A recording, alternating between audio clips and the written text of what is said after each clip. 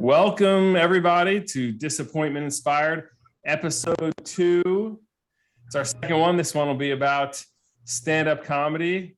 Here's the intro for it. On this week's Disappointment Inspired, comedian Joe Matarese with national TV credits. Comedy almost exciting as tubing down a huge mountain. Woo!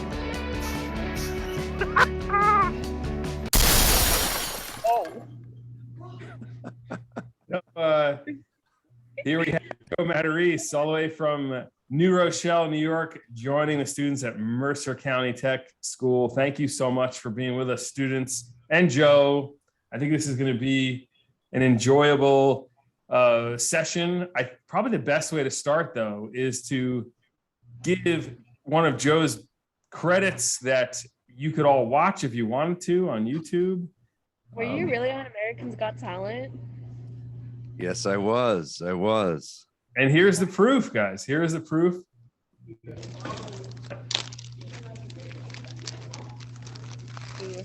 Need to enter.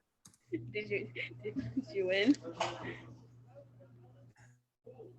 Skip ahead here. Right? Yes, America's Got Talent. You are? yes. Here it is. Are you here by yourself? No, I have my wife and my 2 kids right over there. Oh, nice. Yes, my kids' first time ever seeing me do stand-up. My wife's probably 4,000th time seeing me do stand-up. So does she think that you're funny? I think so, except when the act is too specific about her. All right. Go for it. Let's hear it. See, Daddy. Let's start with my age. I'm 46 years old. Here's a sign you're getting old. When you go to an empty bar and you go, I love this place. This place is dead. It's my new hangout. I love it. Here's another sign I'm old. I currently play on an over 40 men's softball league.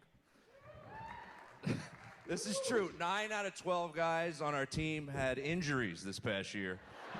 But we're all old, so none of their injuries were from playing the game. Pete Trumsky, the third baseman, blew out his ACL stepping over a baby gate at 2 in the morning. He's funny. I think another reason why I feel old is I'm 46 with a 6-year-old and a 1-year-old, you know? Like, there's a lot of acting involved in being a dad, you know?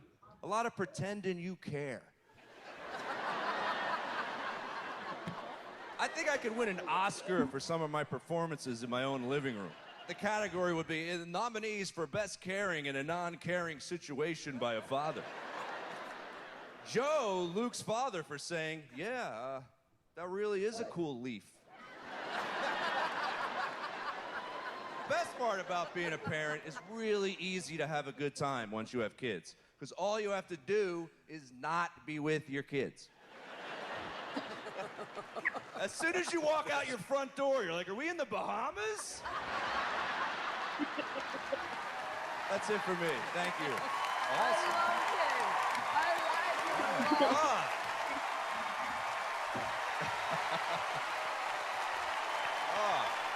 So there it is, ladies and gentlemen, Joe Matarese.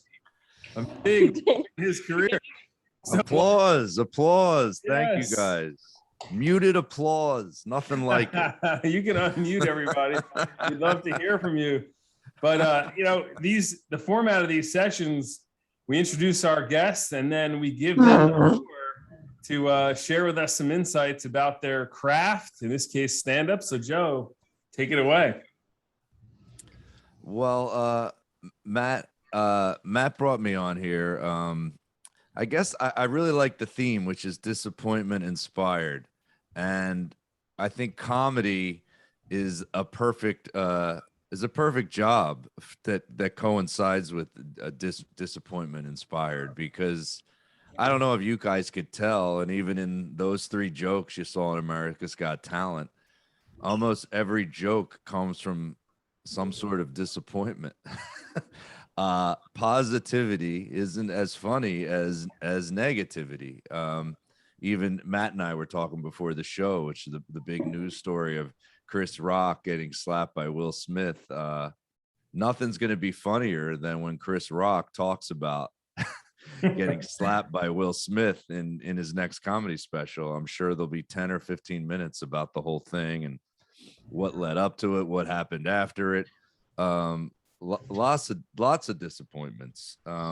So Matt, did you want to start with a little bit of a trial for these guys, like a some sort of workshop type event, or do you I like that idea. Are you guys interested in doing some workshopping of how to do stand up and getting Joe's thoughts? You want to do that, Brittany? I know Keanu expressed interest, so yeah, let's do it. I know you taught a comedy class at one time. Maybe you could do a mini one here for us.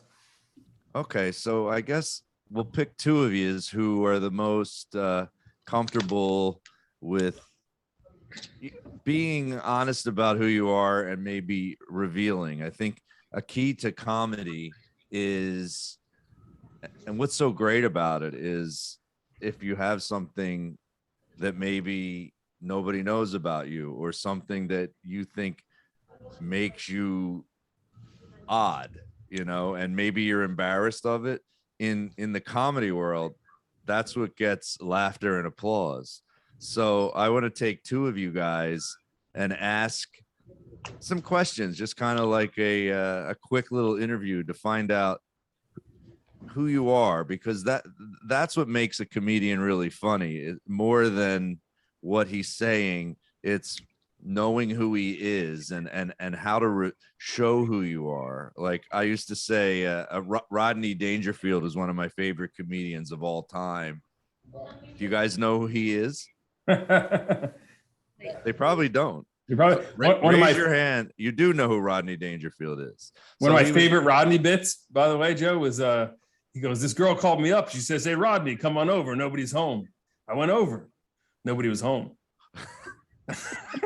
Yeah, and it's funny because Rodney's saying it within 1 to 2 seconds as soon as he walked on stage with his head quirking and pulling his tie, and he's like, I get no respect. And you just kind of knew who he was. So all of a sudden, all the jokes fell under that theme of this guy's like a lovable loser. And I think that's a huge key also, is being lovable. You want the people to really root for you. And America's Got Talent and American Idol, I would think, really started to show the world how people's flaws are what makes people love them instead of their positive things. And those are the people that usually win these talent shows, right? It's someone that has some sort of adversity. So which two of you guys are into this, that want to go and are comfortable with maybe revealing a few things about yourself that you don't usually say?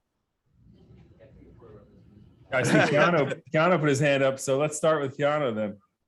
Okay, Keanu, step up a little. There you go. You have to unmute too. So Keanu, first of all, how old are you? I'm 14. 14. Oh wow, you're young. You're my son's age. So are you in ninth grade? Yes, I'm a freshman. You're a freshman. Yes. And how you liking it so far as a freshman? Is it hard? Is it easy? It sucks. It sucks. What sucks? What sucks about it? Getting up in the morning or what? Because you're old enough to be expected to do things, but you're also young enough for people not to respect you while doing them. So it's never like, it's like that fun like little in between of just like you do things and nobody cares. And have you ever done any sort of live performing before? I have. I actually have a show on Thursday. Well, what do you do? It is a musical. I got a lead role in a Princess and the Pea. It's like the musical version of Princess and the Pea. It's actually pretty fun. Oh wow! So do you sing? Sing. Do you sing? Sing? Sing. Is it, if it's a musical, do you sing in it? Yes, I do. Oh, so you're a singer. Okay. So you're probably not awkward at all. So I mean, if you were are you a shy performer or a not shy performer?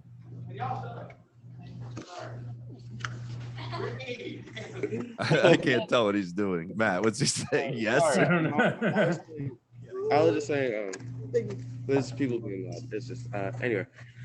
No, I wouldn't say I'm a shy person. Like, I'd be a little nervous when I get on the stage because I like wouldn't know how to start off. But like once I start, like I'll start like like it starts kicking in. You know what I mean? Like, well, Do you write your own music at all?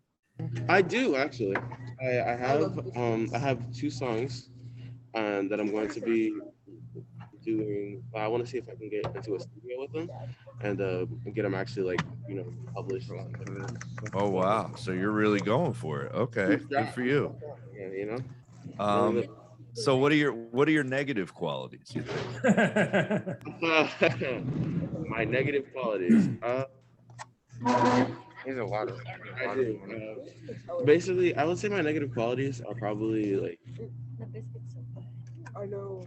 Kind of. Sometimes I don't know how to read a situation.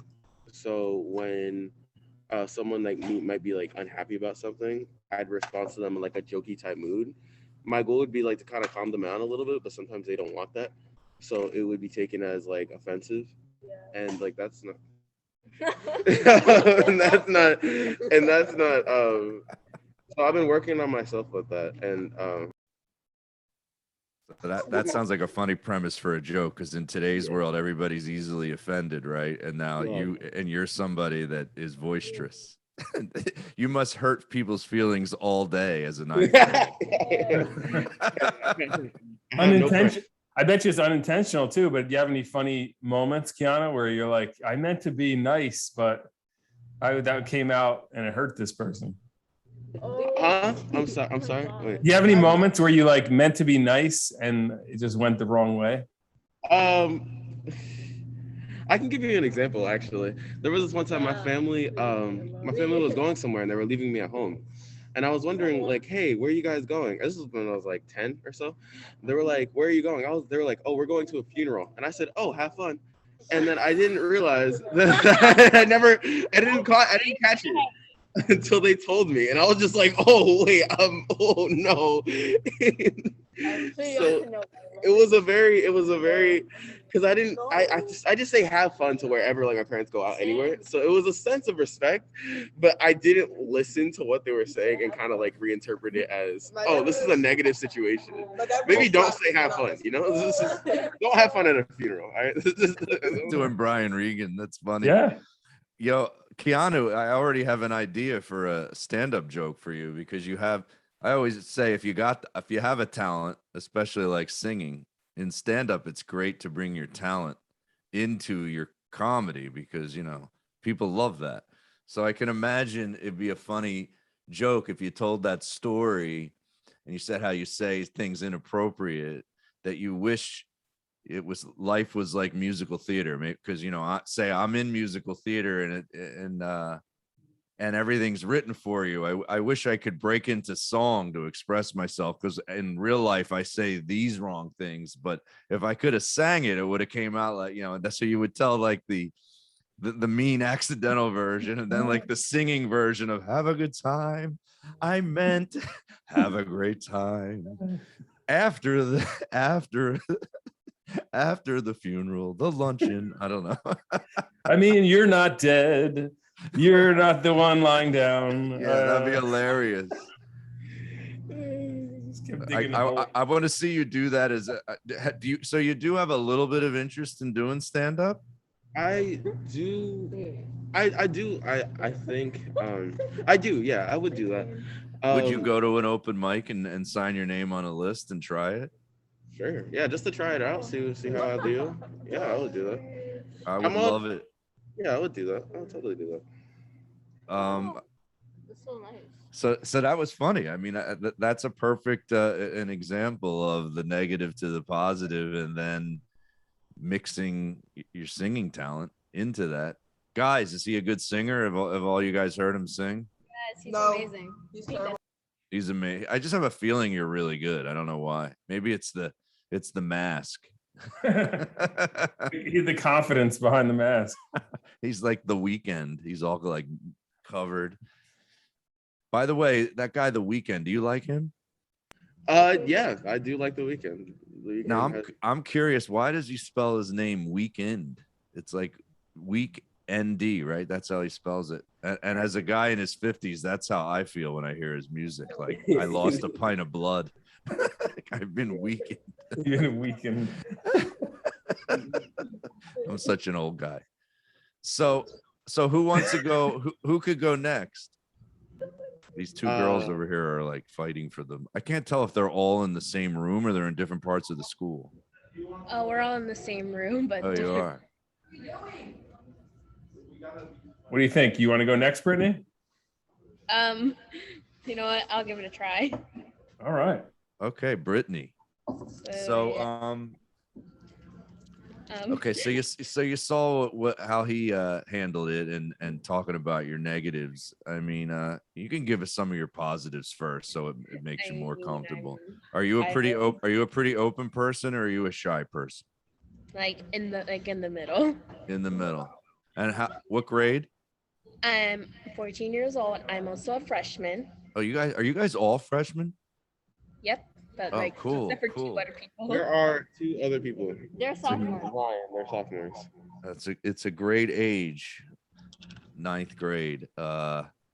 So what are your what would you say are some of your positives?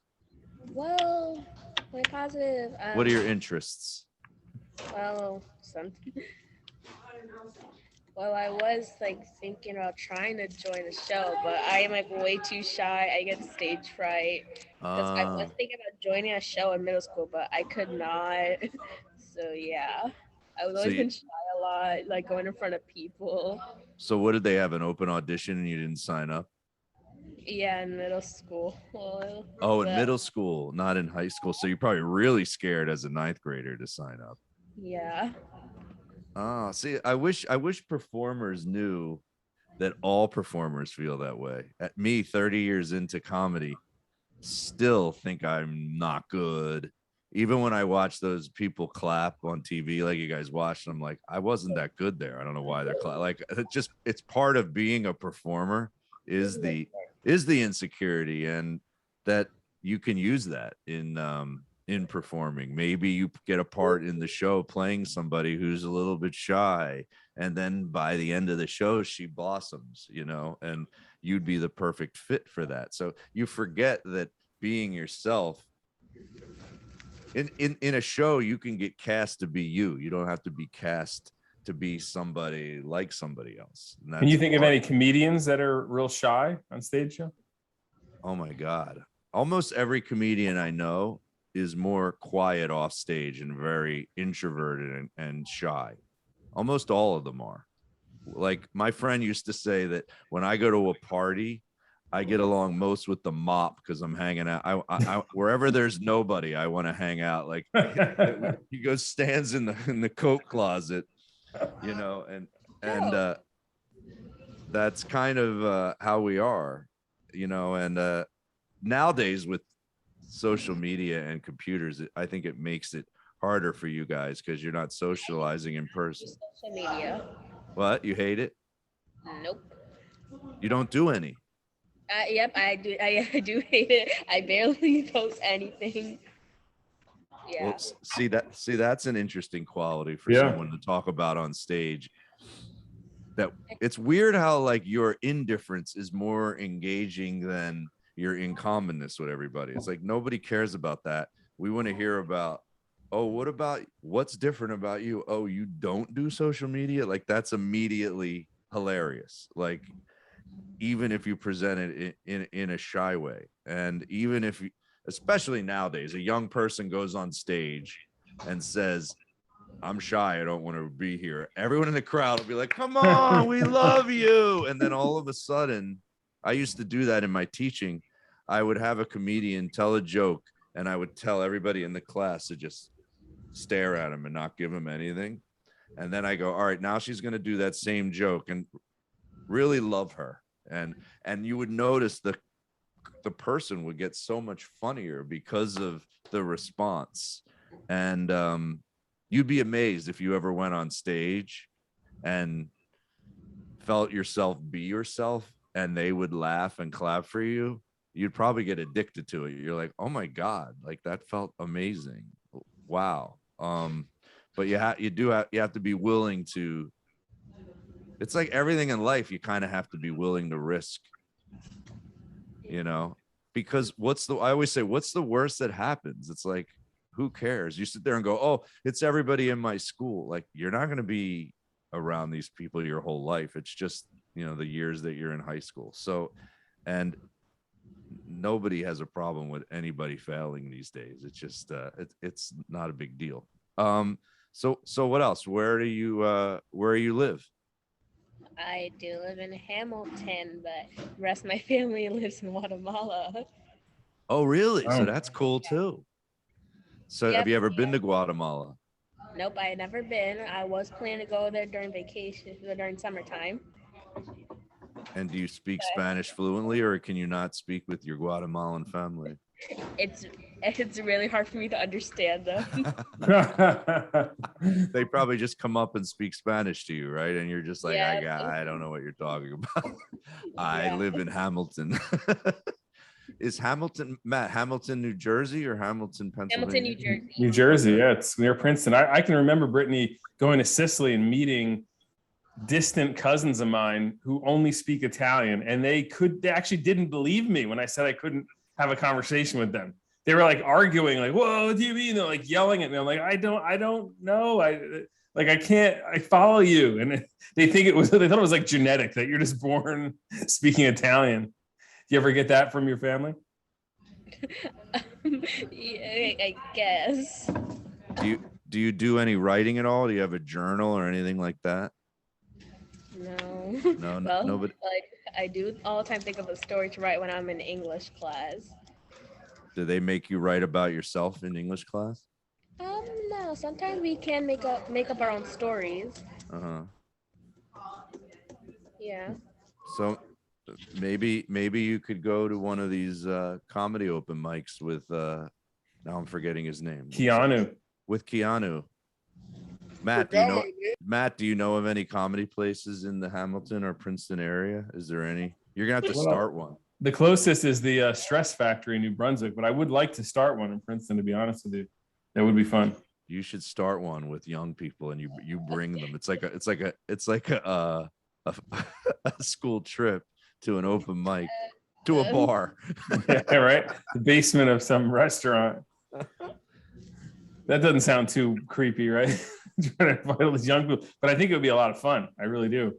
Well, it's definitely one thing you could talk about if you were to try to be funny would be about going to Guatemala, or your Guatemalan relatives visiting and you don't speak any Guatemalan and they're just completely going off in Spanish on you and you have nothing. Let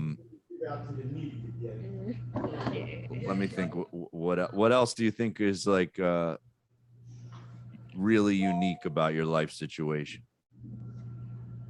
I always say, if they were going to make a TV show about Brittany's life, what would it be about that would be like funny? You're like, if Brittany's not if she's not on social media, like I'm trying to think of funny ways that she could say she still lets the world know, everything she's eating or every thought she's having. She just doesn't post it. She I don't know, opens her window and yells it out to the neighborhood. Just yells it. I would never do that. Just talks to people in the hallways, just random.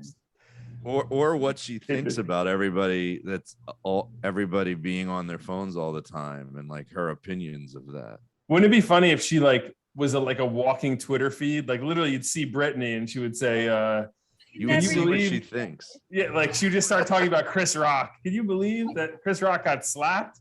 I thought that's what Twitter was for. You just scream at people. And that's just Brittany. She just walks up to you and just reads her posts to you.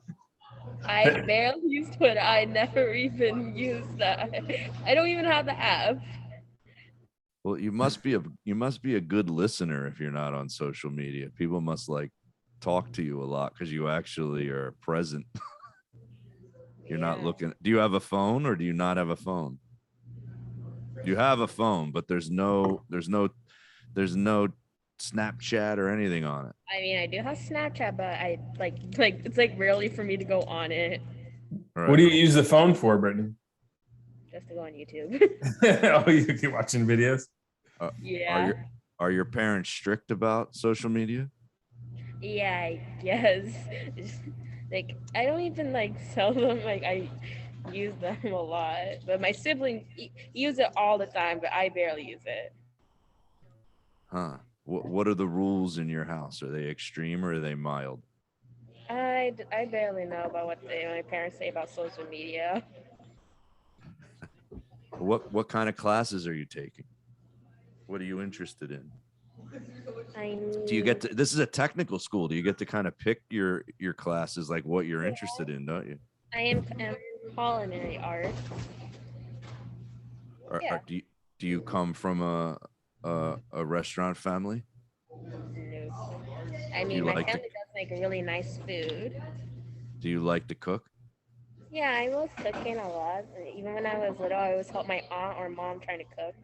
Oh, you're a dream child. That's Your family must love that. A lot of dreams when I was little. Yeah, one of it was to voice act. Yeah, like voice act a character. Wow. Yeah, I would want to try that. What is your dream? What do you see yourself as? Do you dream about what you'll be or anything like that? Do you think about it? I mean, I've always had like dreamed of like having like owning a kid show just to show it. And I was voice act as my main character. You're a kid show and you're the main character. Do you play other characters? Maybe I'll do like one or two more. Oh wow. That's awesome. Do they have that kind of stuff at your school? Like acting and all that kind of stuff? I'm not sure yet. I could see a bit, Joe, where she's doing a kid show on stage and acting out the different parts, like what her kid show would be like, and what it making would. that funny. Here's what it is. Yeah, That's that. what I'm doing. Yeah, here's the show I want to do. I don't know. I see that as unique. I've never seen a comedian do that before. Well, I mean, if a young person's going to go on stage, they have to address, they can't, it's always weird if a young person goes on stage and acts like an adult. I don't like, I'd rather see you be a 14-year-old and we want to hear what it's like being you, and like that's what's interesting is a 14-year-old talking to, I guess the show would be for smaller kids. Yeah, like people like 9-year-old or 8 years old. Right. You're teaching them about life in a way. Yep. It would be funny if like she's teaching about life, but it's all about her life. Like it's about her relatives who are mad at her because she can't speak Spanish. And it's about her friends who are like, you're not on social media, Brittany, what's wrong with you? Yeah. And that's the show for 9-year-olds. Yeah. And then she pops out every once in a while, looks into the camera and like says her thoughts about what's going on in her life, teaching younger people how to handle the struggles of a 9th grader. Like I could see her setting up her story, how, no social media, doesn't speak Spanish that fluently. And then she says, I want to do kids shows. Here's my kids show. And then it's all about those things she just told us about, the no social media and not speaking Spanish. Like it's a callback to what she just said in the show. I could see that being funny. Brittany, he's basically telling you he's going to steal your idea. I can't pull it off. I don't steal from anyone. Totally not. I could never pull it off, Brittany. You'd be far more authentic than me. Okay, I have to admit I do sometimes steal, but not all the time. Steal what? Steal what? I may have stole from a store once. Stole from a store? Uh-oh. Yeah. Uh-oh. You think the Mercer County Police, Joe, are monitoring this Zoom? They might be. I went through someone's bag and stole a piece of their gum. That's the age where you steal gum. I definitely stole gum at 14 years old. Yeah. That's what happens when people leave their door unlocked. As long as you don't steal cases, you're good. Yeah, right. It's the amount. People happens when they leave their door unlocked. Yeah, totally. Funny. Funny. Yeah. Funny. Well, Well, you're funny, Brittany. Thank you for sharing all this. I think you should definitely experiment and force yourself to break outside a little bit, no matter how awkward you are.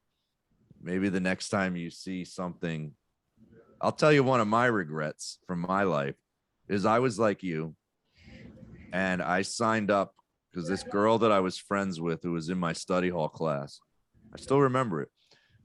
I'm like, what are you doing after school today? And she goes, I'm auditioning for the school play. And I go, what school play? She's like, oh, they're doing Barnum, P.T. Barnum. They're going to do the play about the circus and everything. I'm like, oh, can anyone audition? She's like, yeah, anyone can audition. It's an open audition. So I went with her. I didn't know how to do anything really. And I just went on stage and they're like, what can you do? And I was like, I can break dance. And I just started breakdancing. And then I go, I can juggle. And there was like some balls on the ground and I juggled, right? Because I could juggle 3 balls. Almost hurt myself breakdancing because I really went for it in the audition and I wasn't that good. So I almost broke my legs. And I got a part in the play. And then I went to the first rehearsal, and everybody in the school play that had parts had been in all the school plays before that. And they all knew how to, they were like dancing. And I was like, I don't know how to, I didn't want to dance. I just want to juggle some balls, you know? And I quit and I never went back. And it breaks my heart to this day, because I'm someone who's an actor for a living and a comedian, and that I quit and never did any acting at all in high school, all because I was a little awkward and I felt different. But here's the positive of it, Brittany. One of the guys who was in the play, who was in all the plays, that was so good and he made me nervous that I quit. Like 25 years later, I filmed my own comedy special with my own money. And this guy who was in the school play turned out to be the head of a network in New York City. And he remembered me from high school and the play. And I think because I put myself out there, even though I quit, he bought my comedy special. And I know, and nobody else was interested in it. I was about to lose a lot of money, and he bought it, and I ended up making money on it. And I swear I would have never knew him if I didn't take that one chance, even though I quit. And I'm saying, but I still kick myself because I quit. So you don't want to be that. I always try to tell my kids this. I'm like, you don't want to be that kid when you get older and go, oh, I had all these interests. Why didn't I try any of them when I was young?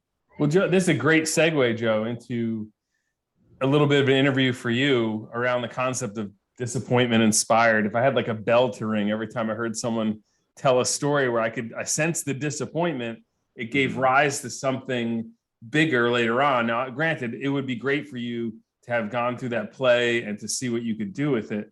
But do you think that the quitting and the disappointment and the, as you said, regret gave rise to your career? Because that energy there, it was like, geez, I regret not having done that. Now I'm going to dedicate my career to those pursuits because I really should have done that. I really wanted to. I didn't do it. And so you pointed your future in that direction. Yeah, I mean, I even took notes down. And one thing I wrote was like, I used to have this comedian roommate, and there's something that resonated that he said. Whenever something bad would happen, he would go, it's going to be great for when they do my A&E biography. That's what he used to say, right? And I always said, that's kind of funny if you look at life that way. Because do you ever watch a documentary? Like my wife and I just watched Man in the Arena about Tom Brady, right? I fell asleep during every episode. It's 9 episodes long. And my wife goes, why do you keep falling asleep? I'm like, because he wins. Everything's great the whole time. I'm like, he wins the Super Bowl again. He wins the Super Bowl again. he's great looking, his wife's a model, his kids are handsome, I have $1 million. Then the next episode, I'm like, but the best documentaries are the ones where the guy goes way down and comes all the way back up again, you know? Yep. Yeah. Just you. I fall asleep during documentaries. I cannot stay awake. Yeah, like how boring would my story have just been if I said I wanted to be in the school play and I went and auditioned and I got the lead and then I was in every play after that and now I'm a movie star. You're like, all right, great. You know, it's just not, it's not interesting. That part of getting the lead, because I did not get the lead. I tried out for the musical 6th and 7th grade and failed both times. Nice. Are you still in acting? No. Okay. But it is amazing how when you meet someone and they're willing to tell you their negative qualities, I find those people the most interesting to talk to, especially if I'm in a group. I have the best conversation with people that are very open about struggling. Don't you hate when you meet someone that's like, oh, everything's great. Oh my God. Yeah. So Joe, why don't you tell us how America's Got Talent went after that standing ovation, top of the world, probably the greatest feeling a performer could have. What happened next? Well, you guys might watch it because it's on YouTube. But the next episode, they made us perform in front of no audience and just the celebrity judges. And I bombed really badly. And it was weird because it was a joke that always does really, really well. Like it's in one of my comedy specials. And unfortunately, and I kind of knew this going into that show, there's a lot of fake stuff that happens on reality shows. It's scripted. So they kind of were not laughing on purpose. And thank God I was smart enough to know that, because it didn't hurt my feelings that bad. I was like, I had a friend who was in the competition too, and he got to skip that whole round. He didn't even have to perform in front of the nobody. He was already in the next round. And I'm like, if this was a real contest, you'd be so mad, because I'm like, this isn't fair. He just doesn't have to compete. Why? So I knew that they were trying not to laugh, but if I was someone newer in comedy, it probably would have hurt my feelings more. So it affected me, and it aired, and it's all over YouTube. I mean, the positive I took from that is, first of all, that first clip, if you would have seen the whole clip, Matt just showed you me doing stand-up. I mean, it shows my wife, it shows me and my kids, me being a loving dad, my kids coming over and hugging me when I get the standing ovation, and me being so happy, like pumping my fist when I walk off the stage. That clip has like 1.6 million views on YouTube. And the one when that I lost and I look stupid, it has about 300,000. What? 6 billion views. Million. Oh yeah. It's got millions of views. People love that stuff, because probably one of the reasons why it has more views is it's me being me. It's me being way more me than the nervous me in the next one in front of no audience. And you know, I come across genuine. So. And it also has made me a lot of money doing other things. That clip, a lot of people would see it, especially the first 2 years of that show airing on television. I would get a lot of jobs from that show. I don't know what other storyline you want me to tell. I am curious, like, you go through a disappointment like that, they basically treat you poorly. What does it feel like in the hours and days afterwards? And does that give rise to something better, in the future? Well, like I said, I always say this. I say it more to my wife than my son, who's your age. Sometimes I think, because he doesn't have a lot of fight in him. He doesn't try really hard to get, like, he got cut from the 9th grade baseball team, right? And he was upset the night of. And then like 2 days later, he had baseball practice and he didn't feel like going. He just doesn't have that, like. And I'm the kind of person, when I have a failure, it makes me want it even more, the success. It makes me fight hard, you know. Like I always say, probably why I like the movie Rocky so much is that character represents something to me, which is, you know, try really hard for what you want. Knowing what it is harder than getting it. Like when you know what you want and all you have to do is go, I'm just going to keep trying to get that, and you're just going to keep chipping at it, and it's slowly falling. I mean, and that's what makes it fun, you know. Is that challenge. It's not, you'll get bored of something if you get a lot of success right off the bat. I mean, think about actors and singers if they get really famous when they're kids, and they just kind of, even athletes. Did you see the King Richard movie? Did you guys see it about the Serena sisters, or the Williams sisters, Serena and Venus? I will see it. I love them. It's a great movie, and you know, they really they fight hard for what they want. And so it sounds like when you're describing it, that disappointment, I love trying to turn a no into a yes. Yeah, it keeps it interesting for you. It's you see it as a challenge, not as a defeat. It's like I hear music in my head, like in the Rocky movies when he hears that dun dun dun dun dun dun, like something bad happens. I'm like, oh, I'm coming back and I'm gonna show you. I'm gonna prove you wrong. I don't know how I'm gonna do it, but I'm not quitting. I'm just never, in my head I go, I'm never quitting. Was that always in you, Joe? Over. Was that always in you, or do you think you learned that somewhere? Well, I think it happened from quitting when I was young, and me regretting the quitting. And then once I found what I really loved, I quit things that I didn't love. But when I found except for the play, quitting that was a mistake. And I quit playing sports when I was younger. That was a mistake. And then once I matured until about 18, 19, that's when I started going, oh, I'm not quitting something I like ever again.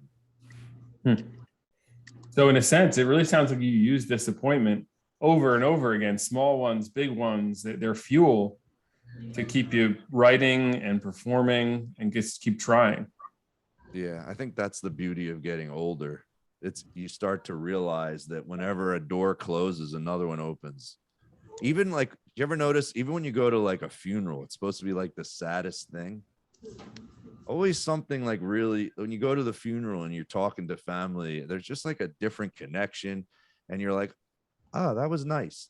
You're like, why do I feel like this? And someone just died. I'm like, oh, that was nice. I had real conversations with people, and it kind of motivates you, and it makes you think like, I'm alive, so let's go do this. Maybe that's why Keanu said, have fun. Right, Keanu? Exactly. So this is a good moment to see if our audience, our panelists, have any questions for Joe about anything he's talked about, his career. Any questions for him? You guys better have questions, or I'm gonna come on, Keanu. After America's Got Talent, were there any opportunities that opened up because of, you know, this like really big competition and publicity, right? Well, one, I don't do competitions anymore because of that. Once I really realized how they're fake, I was like, well, I'm not going to do one of these again. But yeah, they're pretty fake. Yeah, they are. I was actually going to try out for AGT, fun fact. But if you're young, if you have a good life story, it's definitely an opportunity. And I treat life a lot like you don't do social media. I think you need to, if you don't do social media, you need to treat life like it's social media, and you need to meet a lot of people, because that's the one thing that I didn't do when I was younger, is put myself in those situations and meet people, because it always amounts to things. It's just like social media. Every little connection amounts to things. It's like you go to the school play, you're going to meet, there's no way you're not going to meet somebody there that's going to inspire you to do something else. So what was the coolest opportunity that came out of AGT, Joe? Any gig you got that was memorable?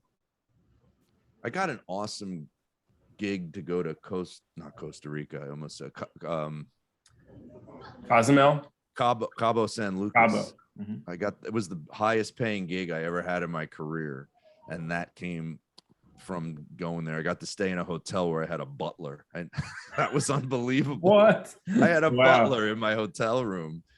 He's like, whatever you need, I got it. I was like, this is incredible. He would just knock on my door every morning. And also, that was the only time in my career where people on the street for like 3 or 4 straight months, everywhere I went, people will come up to me and go, "You're the guy. Wow. I saw you." Like a lot of young people, like people like your age, watch those shows. I think it's because it's a show you can watch with mom and dad. So those, and you guys watch them on YouTube too, like after the fact, you watch them over and over and over again. And these kids were just coming up to me everywhere, recognizing me. And that was pretty cool, because when you do some of the other shows, they're on and then they're gone. But now those shows living on YouTube, my God, it's like you're really famous really fast. Have you ever had this moment, Joe? I had it once with my daughter where she saw a book I was a part of, a National Geographic book in Barnes and Noble, and she opened it up and there was a drawing of me. Every chapter they do like a character, and she just looks at me and says, "Wow, you're cool, Daddy," and hugs me. And I was like, "This is never gonna happen again." Like, well, I'm gonna savor this moment. You ever have, like, with your kids, did they find the AGT clip one day and just like were blown away by you? You still have that? Well, my kids got to be on TV, so not only was I getting recognized, my kids were famous in their school for like a year, and still their friends, their friends still bring it up, and like my daughter will watch it every once in a while, because my daughter's 10 now. But you look at that video, which she's like 1.5. I mean, that was like 8 years ago. That's why I look like this now. That was a younger me. This is a shaved head me. So you did that 9 years ago? It was about 8 or 9 years ago. Yeah. Do you realize these guys are like 5 when you were on the show? Yeah. Well, they were the same age that my son was, but you didn't see it, who runs out at the end and jumps on me. Well, maybe we should show that as a great way to kind of wrap the segment. I do have the ending of that bit. Hold on. Because it was a cool ending. I mean, that's a really neat finish to a performance. Here we go. Are you giving Dad a thumbs up? Thumbs up? There he is. I give you Dad a thumbs up too. You know how hard that joke was to do with my son sitting right there? Like, I had to have a pep talk with him yesterday. I pulled him aside. I'm like, "Listen, Luke, I'm going to be making fun of you up there." You know what I like about you? You're teaching your kid early on that life sucks. What do you think, Howie? How long have you been doing this? 25 years. 25 years. A yes from me. And Howard? Can't wait to see you again.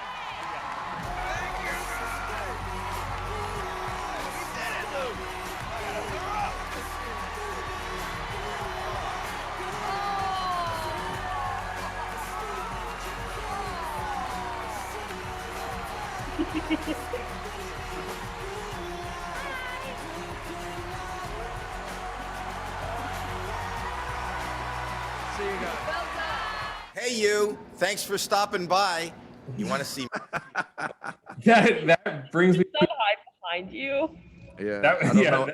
I was going to say, I don't know if you guys could tell, but when I said I've been doing it 25 years, I almost started to cry on stage, and I never get like that. And that's because I've put so much energy and hard work, and I love what I do. And if that was all easy, I wouldn't have had that emotional feeling. And I love that feeling when my body gets full like that, that feeling of, yeah, I did try really hard. I am proud that I didn't quit, and I went for it over and over and over and over again, and no one could stop me.